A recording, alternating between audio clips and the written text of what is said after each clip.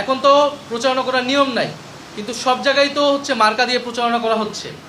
বেগম খালেদা জিয়ার মৃত্যুকে ব্যবহার করে শোক সভার নামে বিভিন্ন রাজনৈতিক প্রচারণা, ইলেকশনে নির্বাচনী প্রচারণা করা হচ্ছে, কম্বল বিতরণ করা হচ্ছে। এই সব কিছুর মধ্যে দিয়ে তারা কিন্তু প্রচারণা করছে যেটা ইলেকশন কমিশন দেখেও না দেখার ভান করছে। ফলে আইন শুধু একজনের জন্য হবে, তার জন্য আবার ভুলভাবে ব্যাখ্যা করে আইনের ভুল প্রয়োগ হবে আরেকজনের জন্য, যেখানে সঠিকভাবে প্রয়োগ করার সুযোগ আছে কিন্তু ইলেকশন কমিশন সেই প্রয়োগ করছে না। ফলে এই সামগ্রিক পরিস্থিতি আমাদের ভিতরে উদ্বেগ তৈরি করছে, এবং ইলেকশন কমিশনের সামনে গিয়ে বসে থাকলে যদি ইলেকশন কমিশন তাদের পক্ষে অবস্থান নেয়, তাহলে কিন্তু আমাদেরকেও তাহলে ইলেকশনের কমিশনের সামনে অবস্থান নিতে হবে। কিন্তু আমরা সেই দিকে যেতে চাই না। আমরা চাই না এরকম কোনো মুখোমুখি পরিস্থিতি হোক যেখানে আসলে নির্বাচনের পরিবেশ বিনষ্ট হবে।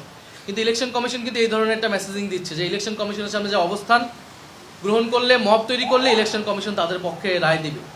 ফলে ইলেকশন কমিশন কোনো দলের চাপে, কোনো শক্তির চাপে তারা হচ্ছে নতজানু হবে না, এটাই আমাদের প্রত্যাশা থাকবে।